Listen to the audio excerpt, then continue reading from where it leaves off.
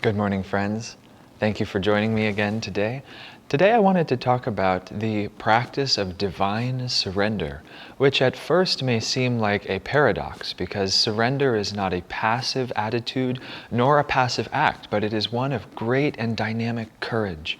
And it's one well worth considering and meditating on and practicing in our daily lives. So let's tune into that essence of divine surrender together. First with this chant of Yogananda's, which is, I am the bubble, make me the sea. And feel that you are surrendering the identification of your little ego, like that little bubble ready to burst, and therefore ready to become the infinite sea itself.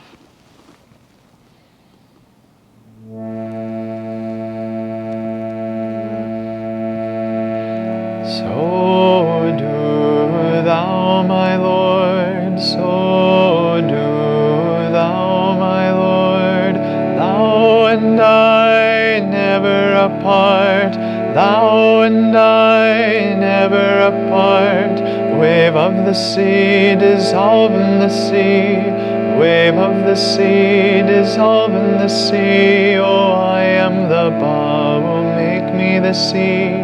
I am the bubble, make me the sea, make me the sea, oh make me the sea, make me the sea, oh make me the sea, wave of the sea, dissolve in the sea, wave of the sea, dissolve in the sea, oh I am the bubble, make me the sea, I am the bubble, make me the sea, so do thou, my Lord, so do thou, my Lord, thou and I never apart, thou and I never apart, wave of the sea, dissolve in the sea, wave of the sea, dissolve in the sea, oh I am the bubble, make me the sea, I am the bubble, make me the sea,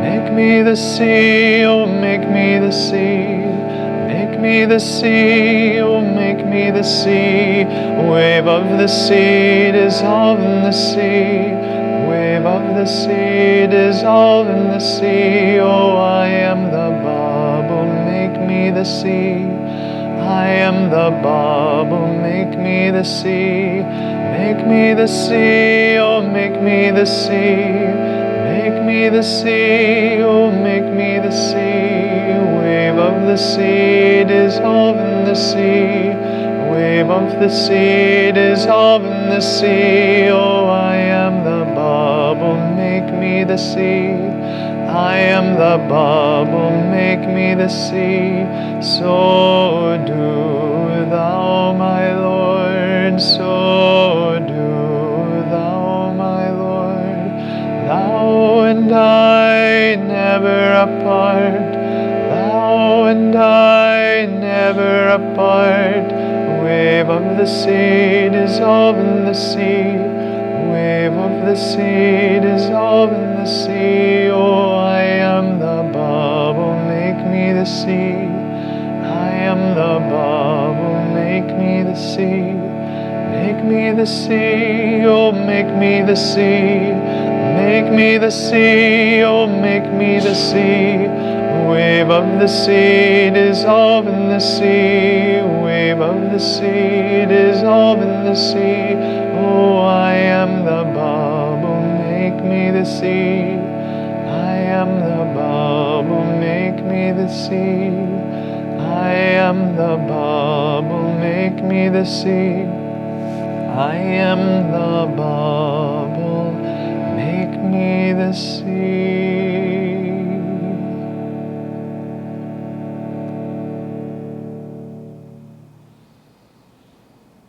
Let's meditate for a moment together. Feeling that little bubble of our own hearts bursting into the sea of infinity. And now, as an expression of that aspiration of your heart, keep your awareness interiorized as I read this Whispers from Eternity for this week, which is number 170. Teach me to drown in thy light and live. I come to thee with the song of my smiles. Whatever treasures have lain in the secrecy of my soul, I bring eagerly to thee. I bring thee all the honey from the hive of my heart. All that was ever mine is now thine alone.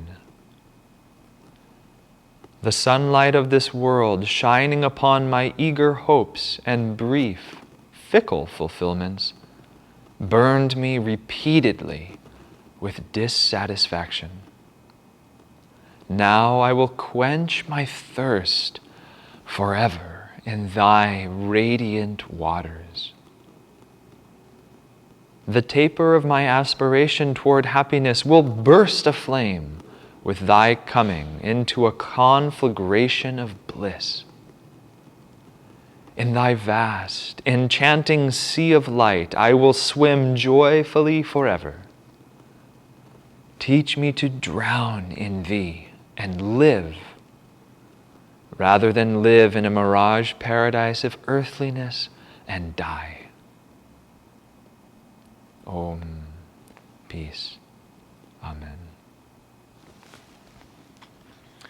This prayer has such beautiful imagery, doesn't it? The imagery of water and light and the sea and a conflagration of bliss. It's really quite lovely. But I felt that this prayer was well worth bringing our attention to because it really shows a spiritual practice. Like some of the other prayers I've discussed, I've discovered that by looking at these, like Swami Kriyananda said, that these prayers are really teaching us right attitude, that they're teaching us how to relate to God. They're teaching us how to practice our sadhana, how to live in the right way. And I thought this prayer was such a beautiful example of divine surrender. That divine surrender is not passivity, but it takes perhaps the most dynamic courage of all. That it takes that courage that's willing to take everything that we are, all of our pains, all of our joys, all of our ambitions, all of our brief, fickle fulfillments, and lay them at the door of our Divine Mother and allow her to orchestrate our lives and to direct the currents of our consciousness towards that greatest fulfillment. And this prayer reminded me of some of the teachings of Christ, because all of the great masters teach the same truth, just with slightly different facets or with slightly different words. But as we say every week in our Festival of Light, in our Sunday service, truth is one and eternal. And so if we understand truth, we'll see it smiling at us from everywhere. But one of the lines of Christ that came to me when I read this poem is the famous, "The last shall be first, and the first shall be last." And I thought that this was an important thing to remember, perhaps not just especially at this time, but also in this age and in this country and in this culture that we live in, that so often it can be easy to get sucked into the Western world concept of dominion over life being one of the prime imperatives in our society. That we're taught that to be successful means to be able to command the material universe, to have power, to have sway, and to be able to, perhaps ideally, be able to articulate that power not just over the material world, but over other people as well. And we're taught that if we can accrue enough wealth or enough power or enough fame, that we'll be happy because we'll be safe at last, perhaps.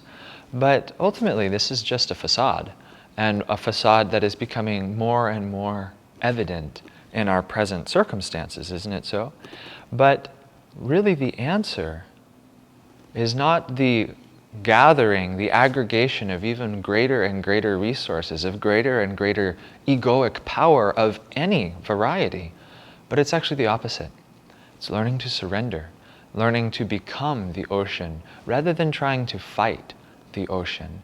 I had an interesting, sort of small revelation when I was walking upon the beach a few months ago.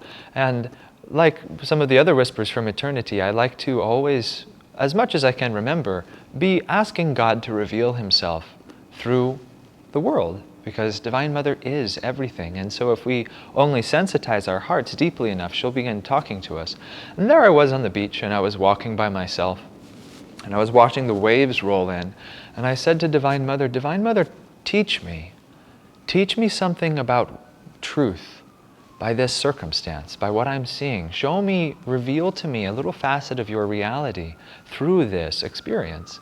And as I walked and I tried to clear my heart and open my mind, as I was watching the waves roll in and crash on the sands and withdraw again, I realized that to think that you could control the ocean by running around and slapping at the waves with your hands or feet or building castles out of sand is just foolish, isn't it?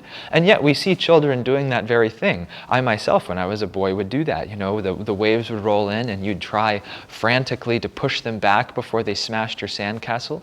But inevitably, the water would always win. That there's no way you could possibly control the ocean. That no matter how fiercely you try or how quickly you can run, the water will have its way in the end. And even the mighty stones or these great cliffs are eventually worn down by the persistence of the ocean. And I was looking at the water and contemplating this, and I suddenly realized that, you know, from a little human perspective, our ability to control the ocean is laughable. But then I suddenly realized that the moon controls the waters effortlessly, because the moon draws the waters with its magnetism, with its inherent magnetic power. And so I had a few thoughts that related to that. One being that if we want to, I'll just share it now because I thought it was beautiful, that water is often a symbol for our feeling nature. And so if we want to learn to control the ebbs and flows of our feeling nature, we can't attack ourselves with hands and feet and claws and well thought out plans, but we have to learn to magnetize our feeling, like with the power of the moon, metaphorically speaking, to create a stronger magnetism, to draw our feelings naturally in a God-reminding way. And so too in the outer circumstances of our life, that we try to protect ourselves often by trying to make life go in a particular direction. But I love the saying, man plans and God laughs. And so wouldn't it be more fun to identify with the moon, metaphorically in this analogy, and to be able to help actually draw the currents of the ocean? Or in the chant that we did, wouldn't it be perhaps the most joyful to simply be the ocean? And rather than worrying about where the waves are splashing in our life, but to just experience and become. But to do that requires divine surrender. It requires that we relinquish the tight hold that we normally place through our desires and our aversions, our fears, and our brief fulfillments. It requires that we relinquish all of those things and place them at the feet of our divine beloved. And this is an act that takes great energy.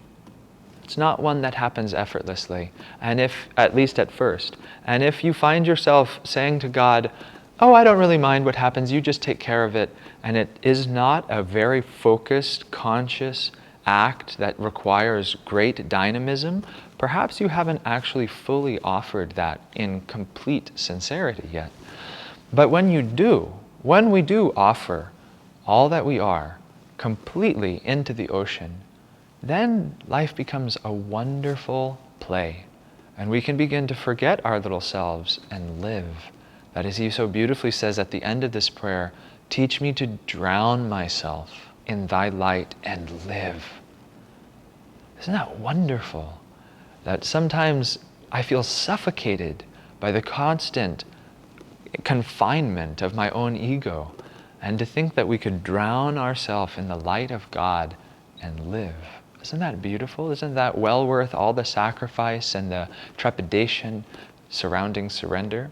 So let's read this prayer again. I come to thee with the song of my smiles. Whatever treasures have lain in the secrecy of my soul, I bring eagerly to thee. I bring thee all the honey from the hive of my heart. All that was ever mine is now thine alone. So this is really a very direct introduction to us to the attitude of surrender. Take everything that is wonderful in your life, in your heart, all of the smiles, the song of your smiles, all of the honey of the heart, all the treasures which have lay in the secrecy of your soul. Now offer them to thee, to God alone.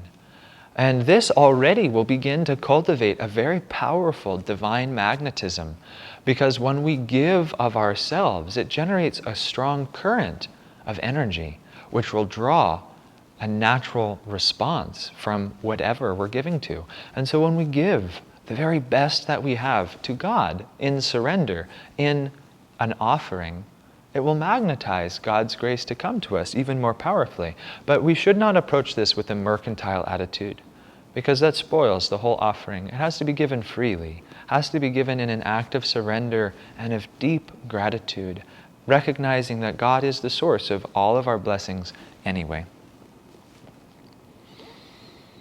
The sunlight of this world shining upon my eager hopes and brief, fickle fulfillments burned me repeatedly with dissatisfaction. Wasn't that true? Shining upon my eager hopes and brief, fickle fulfillments burned me repeatedly with dissatisfaction. I am yet young in this mortal body, but already I feel that I have tasted a little bit of that experience. And as Swami said, that little taste is enough sometimes to remind you of perhaps millions of incarnations of dissatisfaction and of grief and of sorrow. And this can actually be turned into a very poignant spiritual power of recognizing the dissatisfaction that is inherent in this world. That just like we can offer everything that is joyful and wonderful and beautiful and inspiring to God, so too we can offer even those poignant sorrows and those griefs. Like Swami says in one of his beautiful songs, "How long must I be a wanderer, Lord? You know where I belong. You know, yes, oh, you know." And that's really also part of this reality. And by cultivating both sides of this coin, perhaps together they will also generate a greater divine magnetism, because that will teach us that what the happiness that we experience is not inherent in this world, but is only a spark of God. And so then our offering of the joys will not keep us more attached and bound to those earthly joys, but will help us become free of them ultimately. And so what I mean, one thing that I'll add to that is, when we take a prayer like this, or when you pray, or at the end of your meditation, when you're offering yourself to Divine Mother, don't shy away from those dissatisfactions, from those poignant places of pain that you have experienced in your heart. Those can be very powerful prods, encouraging your heart to offer itself ever more completely at the feet of Divine Mother. I had this very inspiring experience a few weeks ago, and I don't know how else to explain it other than that I suddenly felt behind a veil of my conscious awareness a deep grief in my heart. And it was this vast, almost unfathomable grief. And I could barely perceive, like shadows behind a veil, that this grief was the sum total of all of my human experiences in the past. That contained within that grief was the loss of mothers, fathers, brothers, friends, sisters, wives, sons, the whole gamut of human experience, and all of the suffering of incarnations was just flickering behind the veil of my present awareness. And on one side of that experience was an almost overwhelming sadness.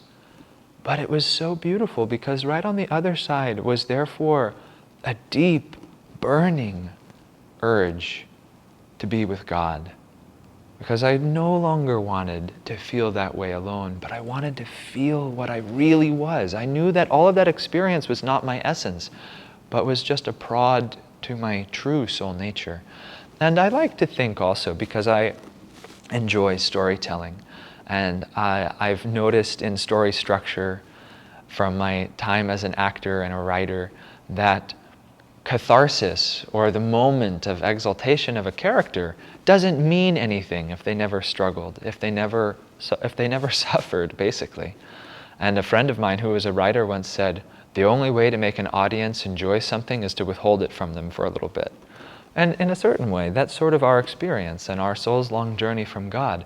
And how much the sweeter will it certainly be then when we arrive at last at the shore of God's consciousness, made all the sweeter by all the bypaths that we've had to struggle through, by all the briar patches that we've been cut as we walked, that have cut us as we've tread through them.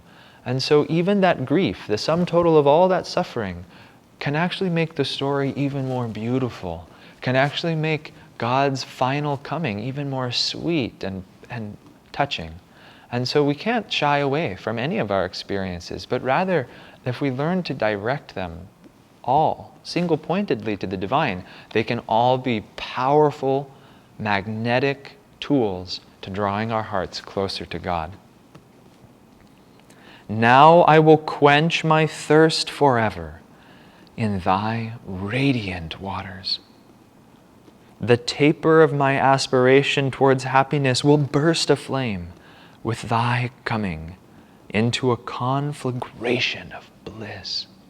Isn't that beautiful? A conflagration, a great fire that consumes everything, that consumes, transforms, liberates, expands. And so this prayer is promising what we were just talking about, that if we take all of our experiences, all that we are, and we go deep enough in our aspiration for God, eventually that taper of aspiration towards happiness will burst aflame with thy coming into a conflagration of bliss. Doesn't that sound wonderful? This alone is a worthy image of meditation. Just think, after you practice your meditation techniques and you are sitting in the silence, visualize that. Visualize that your heart is like that taper of aspiration towards true happiness, and feel that as God's presence comes over you, your whole self bursts into flames of bliss. Isn't that a thrilling image to think of? That all of your bondage can be suddenly transformed instantaneously. And again, this is an experience of freedom, of surrender. That to offer ourselves into that conflagration of bliss requires that we relinquish our little attachment of ourselves. In thy vast, enchanting sea of light, I will swim joyfully forever. Teach me to drown in thee and live, rather than live in a mirage paradise of earthliness and die. Isn't that beautiful? So trying to tie together some of the threads that I have laid out in this discussion, Christ's expression, the last shall be first and the first shall be last, is a wonderful reminder of how to live in this way. That relinquish your little egoic ambitions, your little egoic will, your self-determination with a little s, and learn to accept with open hands whatever God gives you. Then we can become like that little bubble. We can burst to become the infinite sea. And then this is partially what will develop that greatest of all experiences, which is faith. The magnetic power of your own heart to call God to you under all circumstances. And we cannot learn that without deep surrender.